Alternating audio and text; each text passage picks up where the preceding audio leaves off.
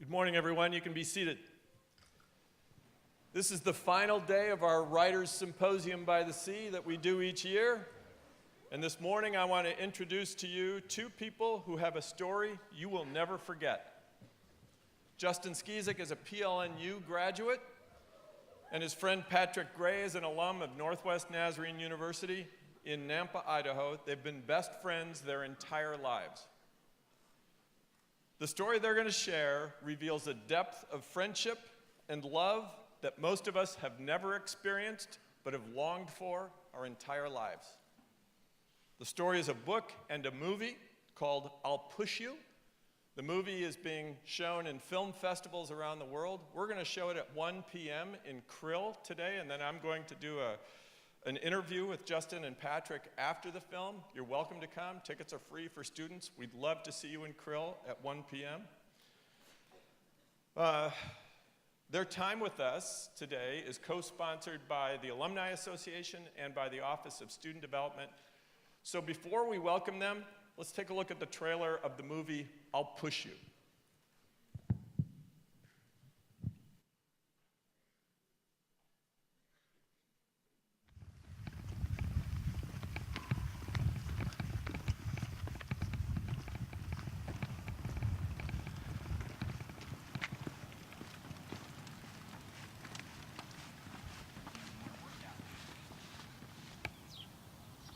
It still amazes me how far we've come.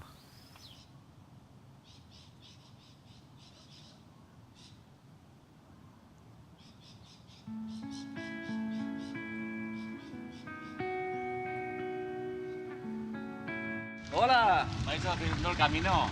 Sí, sí. Va a tener bastante difícil. Sí, muy difícil. Lo sabéis. Sí. Turn your tired eyes toward the landed pride. Fickle fortune favors. That's been something that's so rare. I haven't seen a friendship like that before.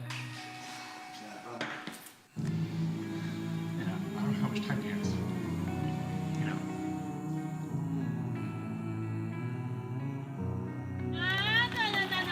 Mechanical malfunction. It's hard not to feel like a burden in this. So, fabrication.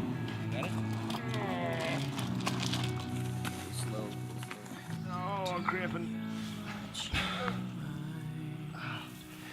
I think his body's kind of feeling the effects of it the last several days. It sucks. I'm trying not to let Jess know that it sucks though.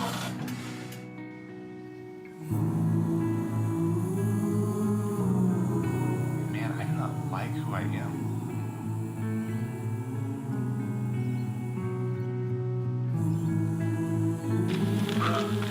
Okay, seriously, dude, it's time to walk. I'm just faking it, guys. I have no idea how far this goes. I don't either. Sometimes it's best not to know. It's really hard to let somebody do that for you. Yo, what's up, bro?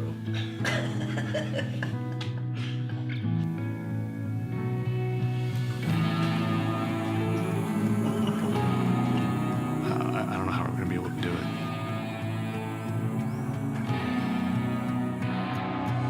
It was an act of faith.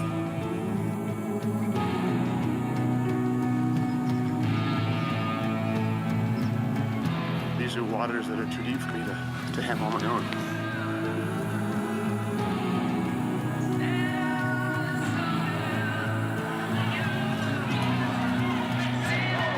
That's pretty stupid, honey. I love you if I die. Love you. If I do have the time that I have here now, then let's enjoy it.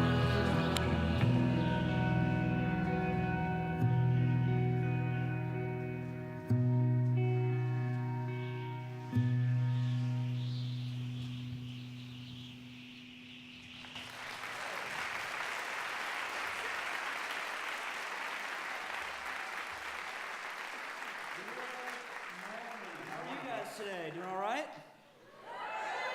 All right. It is a pleasure to be back at my alma mater. It is such a pleasure. I mean, I had such a transformative time in my life at this university, and to be back amongst you all is quite an honor. So thanks for having us today. I'm Justin, and this is my BFF forever, Patrick Gray. And we're going to share some stories with you today. You guys up for that? You good? Okay. I thought you were going to share a little memory. We'll move on. All right, sounds Okay. good. Okay. All right, I was hoping to embarrass him in front of you all. That'll come later.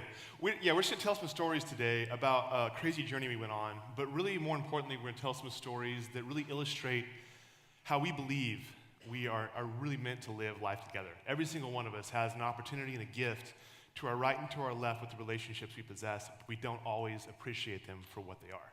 So without further ado, we're going to dive right in. Patrick and I have known each other for just about 43 years. We were born in the same city, same small town, just about 36 hours apart. Our mothers have known each other since the 4th grade. Our parents went to college together, and so they've known each other since college. And then this is where it gets a little creepy. My great uncle was best man in Patrick's grandfather's wedding. So our family lineage goes way back, but we both grew up in a small town doing normal kid stuff, and there's us graduating high school on the right up there, and then on the left, it looks like Patrick's playing with his nipples there. I don't know what he's doing there. Good. It's a nervous tick. Yes, nervous tick. You never know what's going to come out of our mouth, so be prepared for the rest of this morning. But you know what? We had a blast growing up, and there hasn't been a moment in our lives where we haven't known each other. And, just getting into trouble from time to time as normal kids. But I'm going to tell you a little bit about why I'm in a chair so you guys can get caught up on that. Just shy of my 16th birthday, I was driving from my hometown to a nearby hometown in Eastern Oregon to play at a basketball tournament. And a friend of mine was driving his truck, and we ended up rolling it on the freeway going about 80 miles an hour. Believe it or not, I actually walked away from the accident, completely shaken up, scrapes and bruises, thinking I was through the worst of it. But about 6 months later, I started noticing weakness in my left foot. That following fall, I was running down the soccer field, and my foot was just flopping around and wasn't working the way that it should. And so I brought it to my parents' attention, and you naturally go see a doctor, right? And he was completely stumped, and he says, I think you need to go see a neurologist. And several years, I'm going to skip ahead a little bit, but several years later, I was finally diagnosed with a very rare neuromuscular, it's a progressive autoimmune neuromuscular disease. It's called, are you guys ready? It's called multifocal acquired motor axonopathy. Yes, it's a mouthful. It took me forever to learn how to say it. It's very, very similar to ALS, Lou Gehrig's disease, if you're familiar with that disease. It's not a good diagnosis. More than likely, my life will be cut short due to the disease that I have. And so it's forced me to see life through a different lens. And it was triggered by that car accident I was in. I didn't know you could have a dormant disease in your body and something traumatic can actually trigger it. And so I've been living with this disease ever since, the age of 16. While I was here at Point Loma, I was going through all types of treatments and diagnoses, like MRIs and muscle biopsies, and it was a crazy time in my life. And it started with my left foot, like I just said earlier. My left leg went to my right foot, went up my right leg, and for most of my 20s into my early 30s, it stayed to my waist and below, and just kind of slowly but surely was getting worse over time. But I was still able to get married and have children, and try to live life. I was a graphic designer, trying to do what I could with that, and my life changed yet again in the winter of 2010. Up until that point, I had, full body, upper body. I can, use my arms and my hands and do all that. And then in January, late January of early 2010, I started noticing weakness in my upper right shoulder. And this time around, within about 40 days or so, I had lost 60 to 70% of my upper body use. So, how do you go to the bathroom? How do you eat? How do you get your clothes on? I'm a parent. How do I help my wife and help my kids? And, it was a really, really difficult time for me. Patrick will tell you I'm kind of a half glass full type of guy. And this time of my life, I find myself in a very, very dark spot. I describe it as a deep, dark hole. And if any of you have ever been there, or know of anybody who's ever been there, it is an absolutely horrible place to be. Because you have a very difficult time seeing your way out. And I had never leaned on my relationship with Christ so much. My wife, my kids, Patrick, just trying to just help me navigate this very difficult time in my life. And slowly but surely, I started focusing on the light in my life, the things that I'm grateful for. And it took a while, but I started working my way out of that deep, dark hole and started making the best of what this path that I'm on. So the same time frame, 2010, Justin's down here in San Diego with his family, his wife and 3 kids. I'm up in Idaho, where my wife and my 3 kids live, or lived at the time. And while Justin was dealing with this whole struggle of this disease progression, we stayed in constant contact through phone calls or through trips down here to San Diego or vice versa. He'd come up to Idaho. And I knew what was going on every step of the way. Even though we were far apart, we just stayed really tight. And when he got that phone call, when I got that phone call of hey man, my body's getting weaker. I've lost some function of my upper body. I wasn't prepared for it at all because, he says he's a half glass full kind of guy. I kind of feel like that's kind of not entirely accurate. He's more kind of the annoyingly positive friend that's like always awesome, right? But think about that kind of person juxtaposed against someone who suddenly has no joy in their voice. Everything is filled with fear. And man, it was scary because the friend that I knew was facing something that was so unfair. And I became so incredibly angry with God. I was pissed off at God in ways I can't even articulate. And for 2 years, I prayed for a miracle. I prayed for something to happen that would be different, that he could have his hands and feet back. And for 2 years, I had a God who failed me and my friend. He did not answer my prayer. So for 2 years, I went down my own deep, dark hole. But in 2012, Justin and his family came up to Idaho for a visit. And after church service, a mutual friend of ours took Justin aside and they were having a conversation. And this conversation was one of those that is kind of intense, not anger-filled, but it's just very important. There's a lot going on in the dialogue that's occurring. And I did what any good friend would do, is I eavesdrop on the conversation. Because I'm really curious what's going on here. And what I heard was something I was not prepared for in any way. Because this gentleman asked Justin, he said, if you could have your hands and feet back and be normal, would you choose it? And I'm thinking, that's the dumbest question I've ever heard in my entire life. Of course you would choose that. But he said no. Like, that's the wrong answer. That is the wrong answer. But what happened when I heard him say that, I was like, wait a minute, okay, there's like a paradigm shift in my thinking. I had been looking at this all wrong. For 2 years, I was fighting a battle he wasn't fighting. He didn't need healing. He had hands and feet. Mine. And I failed for 2 years to do that effectively. And that is a hard thing to come to grips with.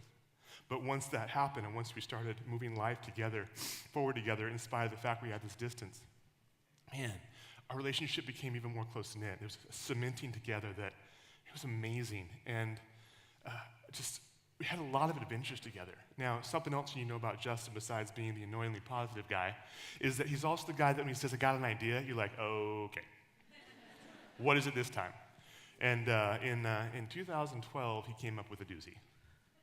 So, nondescript Saturday morning, spring of 2012, I'm sitting in my living room watching TV, and on comes Rick Steves from Rick Steves Europe, if you're familiar with who he is. Total nerd, but the guy is awesome, and this episode was on this pilgrimage across northern Spain called the Camino de Santiago. And I was like, what's that? And I watched this episode, and I just knew inside of me it was something that I needed to do. It was like my heart, my mind, my soul, my body. I mean, everything was inside of me screaming, saying, you need to do this. And, so I called my wife into a room, and she's like, yeah, if you want to go do it. And Patrick was scheduled to come down and see me in a couple of weeks, so he came down, and I showed him this episode, and I said, so, do you want to go across 500 miles of northern Spain with me? And he said, I'll push you.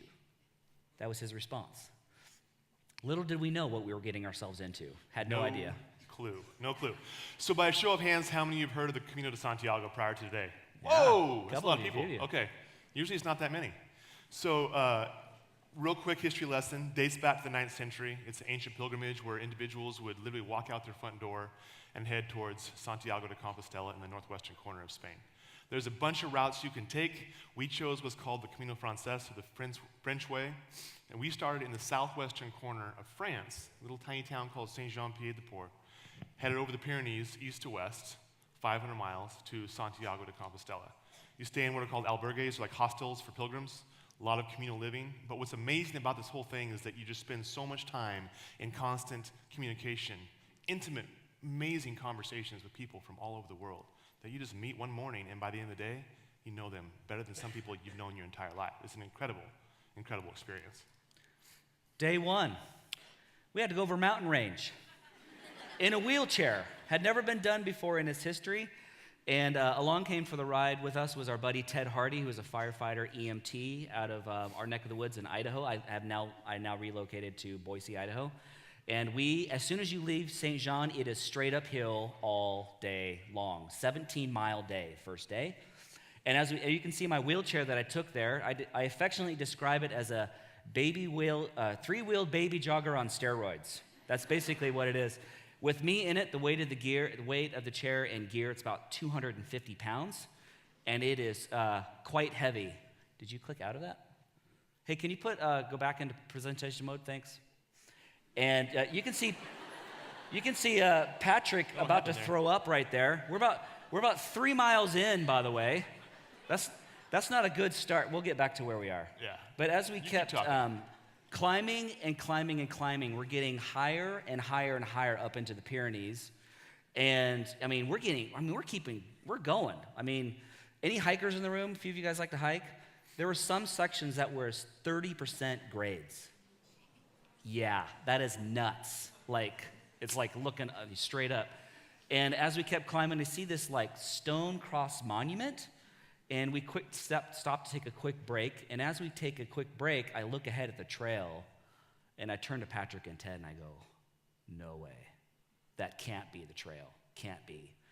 And we look at it, and we go, well, I have to be carried. So Patrick and Ted put me in a sling that we brought, and I had to be carried through this section. It took about an hour and a half to go about 100 yards or so. Mm-hmm. And as they were carrying me, they'd pick me up, carry me for about 15, 20 feet, set me down. And, we're just inching our way up through this. And about 3/4 of the way through this section, they lay me down in this grassy area. And I'm just kind of taking in the moment, just kind of resting and taking in. And I hear footsteps coming up. And as I open my eyes, thinking I'm going to see Patrick or Ted, I look up and I see a man standing over the top of me, slapping me in the face. This guy shows up out of nowhere, and he was so happy to see us. He starts speaking to me in French, but I don't speak French. I speak a little bit of Spanish, and so we start having this dialogue, and he's telling me how crazy we are and how stupid we are, and I said, yeah, we are. And, it was truly an amazing moment. But what was the most crazy thing was what was about to happen. So this guy, he's a bass farmer, lived in the area his entire life. And for the past 12 years, he's been maintaining what I mentioned earlier, an albergue, or a hostel, right? But this one's not an actual hostel, it's a cave. And it has rocks built up around it with these old wood doors in case pilgrims get caught in inclement weather on the top of the Pyrenees. So he's up there, he's repairing this little shack, this hut, and he sees these idiot Americans coming over the Pyrenees in a wheelchair, and he's like, what in the world is this? But what was so cool is that after he accosts Justin, and he decides to head back up to the task at hand, but he stops halfway up the mountain, and he turns around and he shouts to us, the impossible is possible. The impossible is possible. Man, jeez. There's so much power in our words. This guy is a complete stranger to us. We talked with him for 4 minutes. We don't know his name. We will never see him again, and he spoke power and truth into our lives. It was incredible. And while it had been tough up to this point, those words we needed so much because what we're going to face for the rest of the journey. So after I got slapped, they put me back, Pat and Ted put me back in my chair, and we come around the corner and we encounter this. Hundreds of yards of mud. Some sections were as deep as almost a foot deep, with cliff on one side, a mountain on the other. And we're going uphill, by the way. Through mud is not fun. And I learned a very valuable quote, or a quote that's really appropriate for this section, is sometimes the only way through something is through it. You have to just go through the mud and the muck and the mire in life. There's just no way around it. And as we kept climbing higher and higher, thinking we're through the worst of it, we're keeping hitting stretches and stretches of mud. But after 10 and a half hours, we finally summited. Here we are. We just crossed the French-Spanish border, looking down into Spain. And I realized a very valuable lesson that day, that you can pretty much do anything for a day. And unfortunately, we figured this out on day 2. So, day 2, we're not going to go through every single day. Sorry. Day 2 is a day that's supposed to be really easy. And like many of the people in this room, I have lots of character flaws. Not everybody here. There's probably a few perfect people, but I'm not one of them. And one of my character flaws is that when things are going really well and I've done something I'm pretty proud of, I get a little cocky. And you don't ever get cocky because it never pays off. Not one time has it paid off for me. So it's supposed to be an easy day. The trail's nice and wide, hard packed. And I'm taking a break from pushing, and Ted's pushing Justin. I turn to the guys and said, guys, we just did the Pyrenees in a wheelchair. It's never been done before. We totally got this. And I trot down the trail to see where the trail goes because we have a few rivers we got to cross. But the real problem is the fact that Justin's front wheel to his 3-wheel baby jogger on steroids snaps off. And now we got a 2-wheel rickshaw. And we're in a foreign country, right? But what was amazing is that through the help of some individuals that we met on the trail, they get us to the next town, get us shelter, and we actually find ourselves in Pamplona, where we actually meet this gentleman. This guy is Ramon, and he is downtown Pamplona at a medical supply store visiting his girlfriend who runs the counter. We wind up there, we're thinking, you got wheelchairs, maybe you can fix this. Turns out this guy's got an interest in welding. Like, oh, great. But he doesn't weld aluminum, which is what the chair's made of. It's like, oh, shoot. But I know a guy. So he calls his buddy. Buddy comes down to the shop, checks it out. He's like, this is way too complicated for me. But I know a guy. He calls his buddy, and after several phone calls, we finally find a welder on the outskirts of town. I mean, Pamplona's a town of 200,000+ people. Justin speaks a little bit of Spanish. I speak French, so I am useless. And through all this activity and everything, we actually find a welder. It's amazing. We get the chair to this guy, and as I'm about ready to drop off this chair that's Justin's legs, without this chair, we are screwed. I asked him, I said, so do you think you can fix it? And through a translator, he replied with, I don't know. Come back tomorrow and find out. It's like, oh, awesome. But we come back the next day and it's fixed. 48 hours to the time the wheel broke, we're back on the trail headed west to Santiago. Now, Ted was only with us for a short period of time, for about 10 days. We actually found ourselves by ourselves for different sections of the trail, but time and time again, people showed up in different ways. And it's amazing how people can help you out in your hour of need. And there was nothing more powerful than what we experienced on day 28. So day 28 is probably one of the most epic days we had on this pilgrimage aside from day 1. And it was our 3rd mountain pass that we had to go over. And we had met some fellow pilgrims along the way that were ready to meet us there.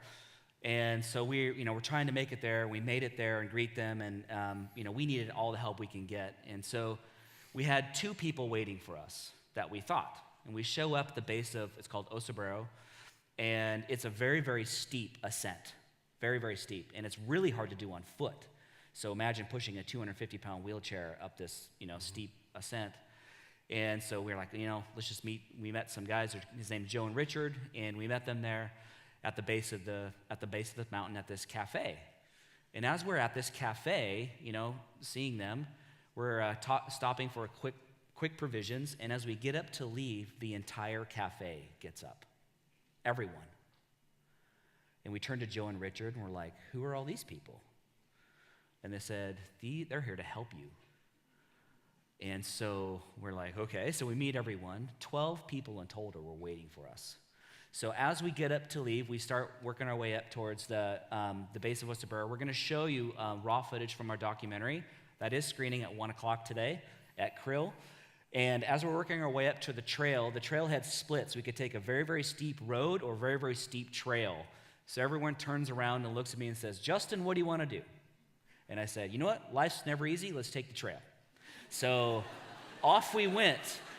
And I kid you not, it was straight up. It was so steep, I had to be literally carried up this mountain. It took 6 people to carry me at any given time. And as they're carrying me, the remaining people are up scouting the trail or carrying those people's backpacks. And we're working our way up this mountain, just this absolutely beautiful human symphony. And I'm in the middle of it all. Just people coming in around me, picking me up and carrying me, and somebody else would tap out. And I'm being, we're working our way up these really, really steep grades, and I'm being pushed and pulled and manhandled all the way up this mountain. These villagers are out looking at us, and by the time we get towards the top, we're escorted by the police. This police shows up out of nowhere. And they strap in, they're like, we're gonna get you to the top. I'm like, okay, so we end up picking up people along the trail on the way up. 17 people in total helped me get up the top of that mountain that day. Amazing, huh?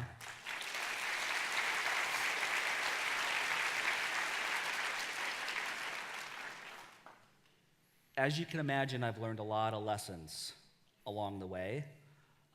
Personally, I've learned many, many, many lessons, too many to share.